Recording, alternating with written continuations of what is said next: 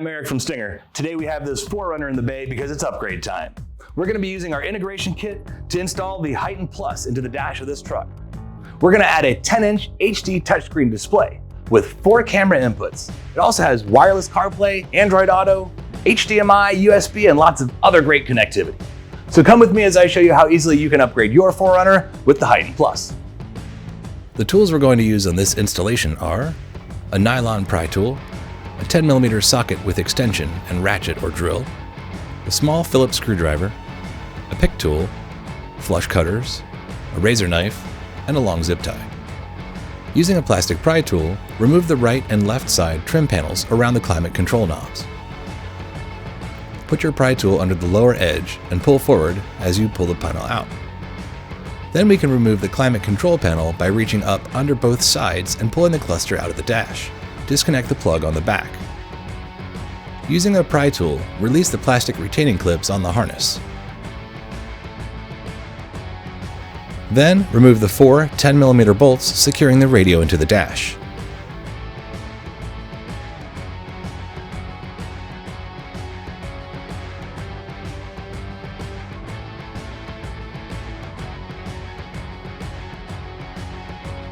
Now we can remove all the connectors on the back of the radio.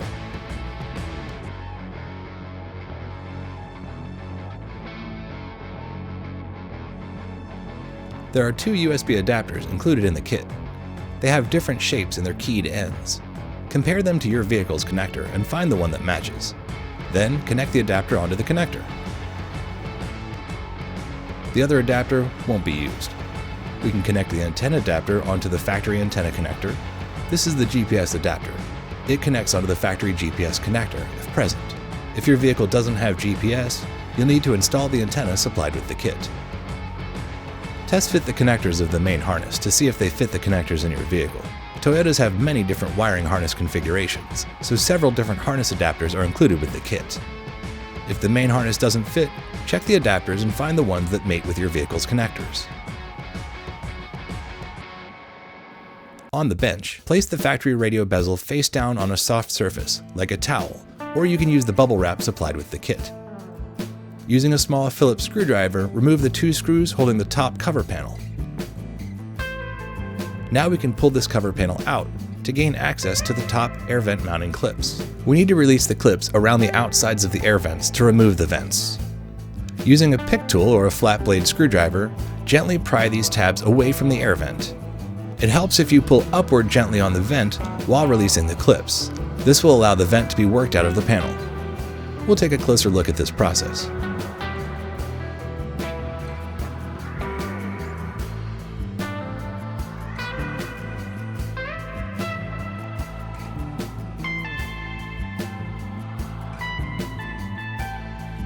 Using a pick tool, disconnect the harness from the hazard switch. We also want to release the hazard switch plug from the side of the radio. Using a pick tool, release the 2 mounting clips to free the cable. Then we can press on the 2 latch tabs on the top and bottom of the hazard switch while pressing on the back of it to pass it out of the front of the panel. There are 2 hazard switch housings included with the kit. Find the key pattern that matches your switch. Then slide it into the hole of the housing. The switch will click into place. Don't forget to remove the protective film from this painted panel. Now we can press this whole assembly into the front of the radio frame. Let's flip this assembly over and install the OEM air vents. Align the vents and simply press them into position. The latch tabs will engage automatically. Then repeat this process with the other vent. Remove the protective film from the display mount bucket. Now using flush cuts, remove the 2 half-moon shaped plastics from the opening. Then using a razor knife, trim them smooth to allow the cover panel to be installed.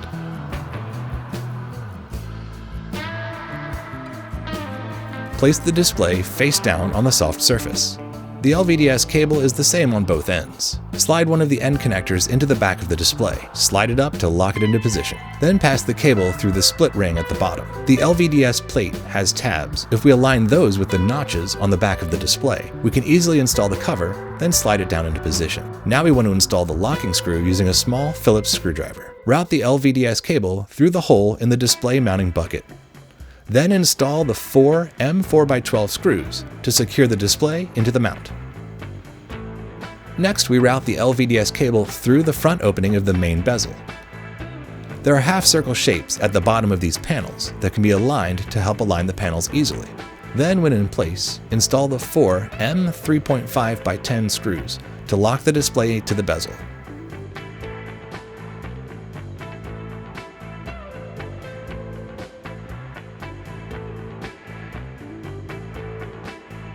Using a pick tool, remove the 6 plastic mounting clips on the posts of the factory radio.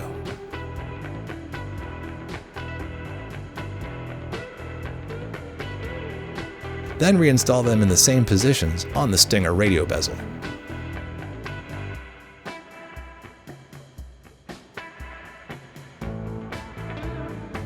Using 4 of the supplied zip ties, mount the radio replacement module to the mounting bracket.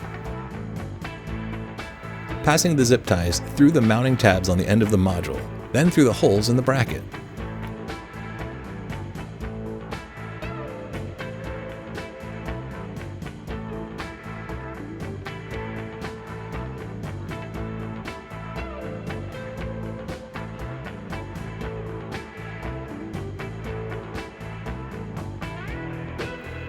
Then trim off the excess of the zip ties. On the Radio Pro module, turn all the dip switches off to the up position. Then move only dip switch number 3 down into the on position. Now we can assemble the radio module and brackets. We're going to position them on the sides of the module with the Radio Pro below, like this.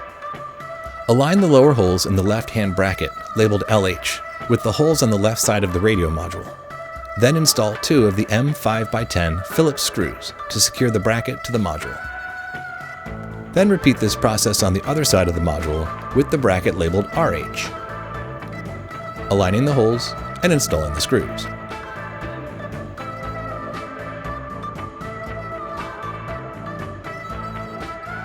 Now we want to install the radio replacement module and bracket so that the side of the module with the most connectors aligns with the side of the radio module with the most connectors. See, the flat side is on the same side as the single connector of the Radio Pro. Align the radio bracket so the screw receivers are visible through the holes in the side brackets.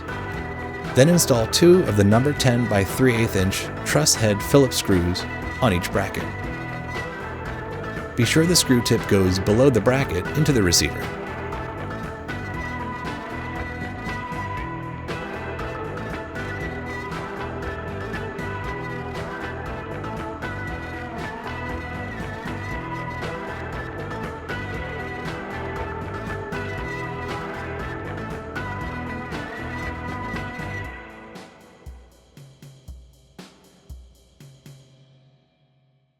Locate the main vehicle harness and the radio harness adapter with 3 plugs.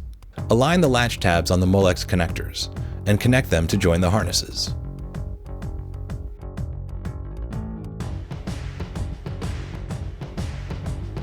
On the Radio Pro end of the harness, there's a single connector that we want to route around the Radio Pro and plug that in.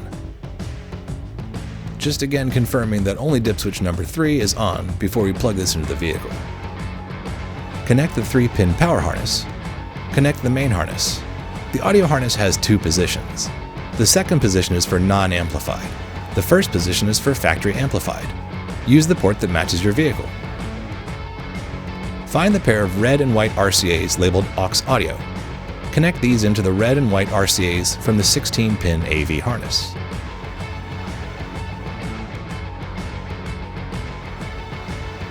Locate the yellow camera cable labeled OEM camera. Find the RCA labeled reverse camera in on the 16-pin harness. Connect this RCA here. Plug this connector into the back of the radio module in the port labeled AV in.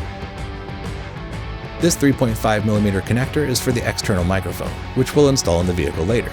This harness featuring the RCA connectors is used for expanding the audio system with amplifiers. Connect it into the port labeled pre-out. This is our data cable, which plugs into the port labeled data and provides a 4-pin connector for connecting and controlling Enlighten lighting products. Plug the large black connector on the end of the harness into the 26-pin port on the back of the radio module. And in the vehicle, we'll make connections for GPS, phone, USB, we have HDMI, the display connector, and of course the AM/FM antenna. Carefully place the wired assembly onto the back of the main frame, aligning the 4 screw holes. Then secure the frame by installing 4 of the number 10 by 3/8 inch truss head Phillips screws, 2 on each side bracket. Then plug the hazard switch extension that we moved from the factory radio into the back of the hazard switch. Our infotainment unit has a built-in microphone right in the screen, but if you wish to install the external optional microphone, there are 2 mounts included, a clip mount and an adhesive-based mount. Find an ideal mounting location for the microphone, typically at the top of the A-pillar. Then, mount the microphone to the A-pillar, and using a nylon pry tool, carefully tuck the cable behind the A-pillar and run it down behind the weather stripping. When you get to the bottom of the dash, use a long zip tie to route the cable up to the radio opening. Be sure to route the cable up, avoiding the footwell area and any other moving parts. Pull the slack of the microphone cable through the radio opening. Bundle up the excess cable and secure it with a zip tie. Then trim off the excess of the zip tie. With our vehicle harness adapters connected and our antenna adapters connected, we can bring the radio into the vehicle and start plugging it in. Plug in the multiple vehicle connectors.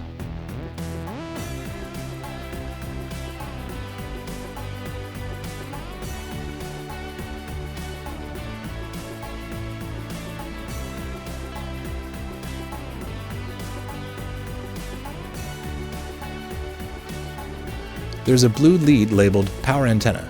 Connect this to the blue lead on the antenna adapter. Then connect the antenna adapter into the back of the radio module. Then we can take the USB connector with the Type-C end and connect that into the radio module on the port labeled Phone. The 3.5mm plug connects into the black cable on the AV input harness. Connect the blue GPS connector into the back of the radio module in the port labeled GPS. Connect the hazard switch extension to the factory hazard switch connector.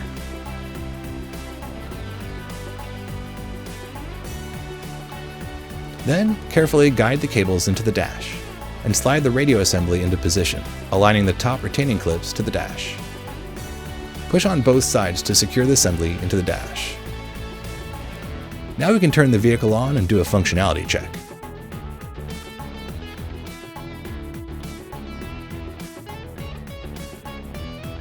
Verify that we get audio. Verify that steering wheel controls function. Check volume and seek if equipped. Verify that the volume level seems correct and that you're plugged into the correct port on the Radio Pro module. Now's the time to make a change if needed. Shift the vehicle into reverse and verify the reverse camera displays if equipped. Once we've completed the functionality check, we can turn the vehicle off and reassemble it in the opposite order of how we took it apart. Simply reinstall the 4 10mm bolts below the radio.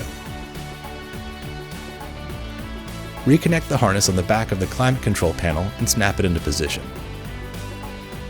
Then reinstall the 2 side trim panels. And that completes our installation. And that's what it takes to upgrade your Toyota 4Runner with the HEIGH10 Plus. Adding a huge 10-inch HD touchscreen display, wireless CarPlay and Android Auto, and lots of other fantastic features. We hope you found this video helpful. Thanks for watching.